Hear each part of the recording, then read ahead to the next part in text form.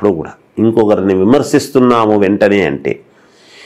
ఇదే విషయంగానే మరి అయోధ్యలో రాముల వారి యొక్క గుడి ప్రతిష్ట విషయములో కూడా ఇది కరెక్ట్ కాదు, అది కరెక్ట్ కాదు అని అన్నారు. ముందు ఒక మాట అనేస్తారు, నరము లేని నాలుక అనేటువంటి ఇదితో ఏది మనకు నచ్చితే ముందు అది అనేయడం అనేటువంటిది ఎంత మాత్రము కరెక్ట్ కాదు. ఎప్పుడూ కూడా ఎవరిని మనము విమర్శించటం అనేటువంటిది అది అంత గొప్ప విషయముగా అనిపించదు ఎప్పుడూ కూడా. కానీ ఇక ముహూర్తము పెట్టినటువంటి వాళ్ళు కూడా పండితులే కదా, అంత మాత్రం ఆలోచన లేకుండా ఎలా చేస్తారు అనేటువంటిది మనం గమనించాలి. నిజానికి ఆ ముహూర్తము చాలా అంటే చాలా మంచిది, ఉన్న వాటిల్లో అన్నిటికీ అనుకూలముగా ఉండేటువంటిదే. వాళ్ళ బంధము చాలా యోగవంతముగా గొప్పగా ఉండటానికి కావాల్సినటువంటి ముహూర్తమే అది. దాంట్లో ఎంత మాత్రము తేడా లేదు. ఎందుకంటే మనము పండితులమే, అందరూ పండితులే. కానీ మనము అందరికీ అర్థం కావాలి అనేటువంటి ఒకరొకరి వ్యవహార శైలి ఒక్కొక్క రకంగా చెబుతూ ఉంటారు. కానీ అప్పుడే తెలుస్తుంది అందరికీ కూడా ఆ ముహూర్తం యొక్క బలం ఏమిటి అనేటువంటిది. ఎంతో కాలంగా వాళ్ళకు ఉండేటువంటి పరిస్థితుల దృష్ట్యా చూసుకొని అనుకూలవంతమైనటువంటి ముహూర్తమే పెట్టారు అనేటువంటిదైతే నేను ఘంటాపదముగా చెప్పగలను. ఇక రెండవ విషయం, నాగ చైతన్య శోభిత విడిపోతారని కొందరు జాతకాలు చెబుతున్నారు, అది నిజమేనా అని ప్రశ్న వేస్తున్నారు. అసలు జాతకము చెప్పడము అనేటువంటిది ఏమిటి అంటే ప్రామాణికము. మనం ఎవరైనా ఒక వ్యక్తి అడిగారు అంటే ఆ వ్యక్తికి చెప్పాలి జాతకం అనేటువంటిది. ఎంత లిటరరీ పర్సనాలిటీసు లెజెండ్స్ లేదా సినిమా వాళ్ళు అందరికీ కావాల్సినటువంటి వ్యక్తులే అయినా వాళ్ళ జీవితాలను తీసుకొచ్చి మనము బహిర్గతము చేసేటువంటి అధికారము ఎంత మాత్రము మనకు లేదు. వాళ్ళు సినిమా నటులుగా మనము మెచ్చుకోవచ్చు, యావత్తు ప్రజానీకము వాళ్ళను ఆదరించవచ్చు. కానీ వాళ్ళ వ్యక్తిగతముగా ఉండేటువంటి విషయాలను బయటికి తీసుకొచ్చి బహిర్గతము చేసేటువంటి అధికారము మనకెక్కడిది లేదు కదా. అడగవచ్చును ఉత్సుకతతో, ప్రతి వాళ్ళు సెలబ్రిటీస్ కాబట్టి వీళ్ళది ఎలా ఉంటుంది అని అడిగితే ఏది యోగవంతమైనది. అసలు పండితులు చేయవలసినటువంటి మొదటి పని ఏమిటి అంటే నీకు బాగుంటుంది, నీకు మేలు జరుగుతుంది అనేటువంటి పాజిటివ్ మాట తప్ప మన నోటి వెంట వేరే ఇంకొకటి రావాలి అని ఏ పండితుడు అనుకోకూడదు కదా. అలా అందుకని కదా దేవాలయం దగ్గరికి పోయినా ఇంకొకరి దగ్గరికి పోయినా పండితులు కనపడితే అయ్యా నమస్కారము అంటే నాయనా బాగుండండి అనేటువంటి మాట అంటే నిజంగా బాగలేని వాడు కూడా బాగయ్యేటువంటి దానికి అనుకూలమవుతుంది కదా.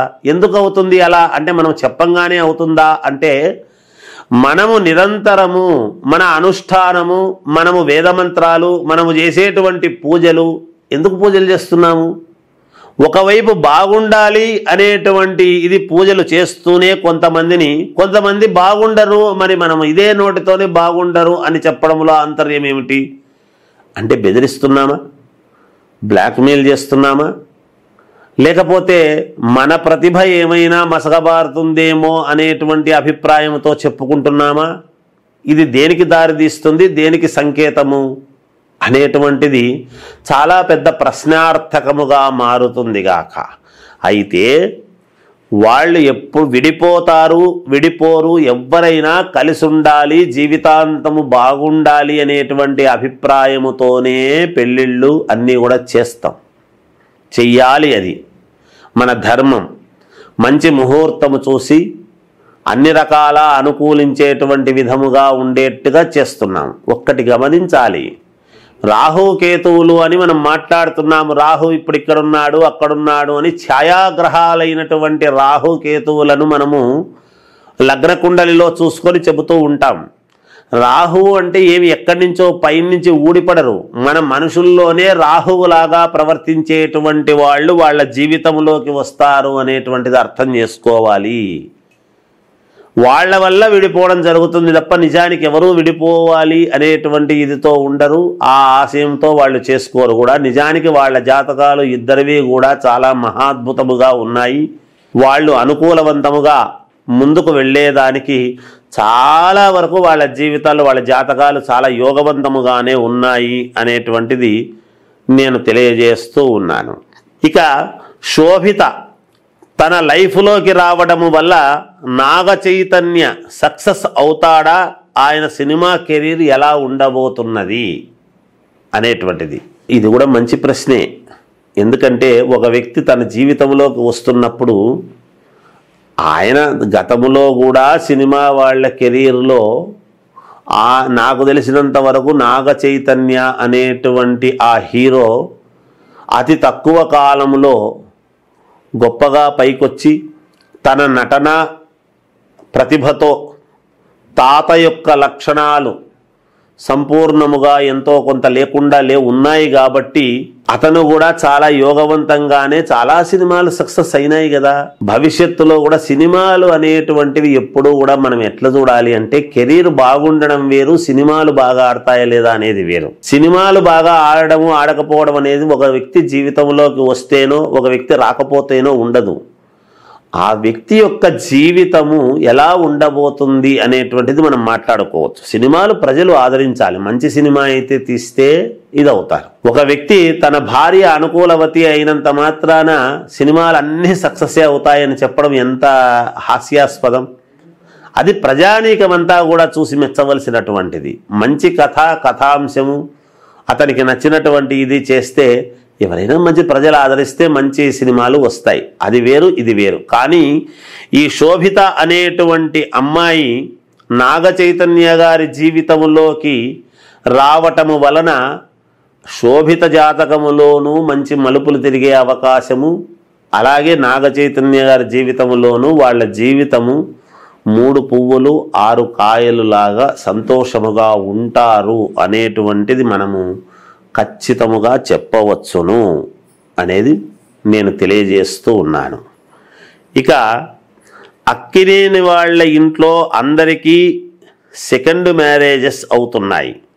నాగార్జున గారికి, చైతూకు, సుమంత్ గారికి, వాళ్ళక్కకు, ఇలా అందరినీ మనము చూడండి, ఇది ఎంతవరకు న్యాయమో మనం మాట్లాడము నిజానికి. అయితే ప్రశ్నలు వస్తాయి, ఉత్పన్నం అవుతాయి. ఒకటి వచ్చిన తర్వాత వాటెంబడవే అన్నీ వస్తాయి. ఇక్కడ పూర్వము అందరూ కూడా నాగదేవతలను బాగా ఆరాధించేటువంటి తత్వం ఉండింది.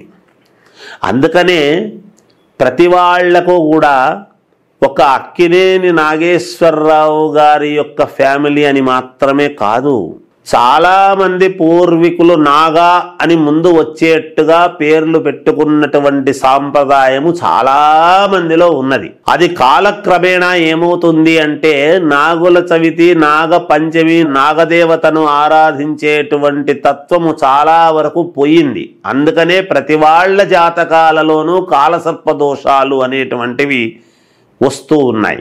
ఎందుకంటే The tourism industry has been flourishing in the past few years.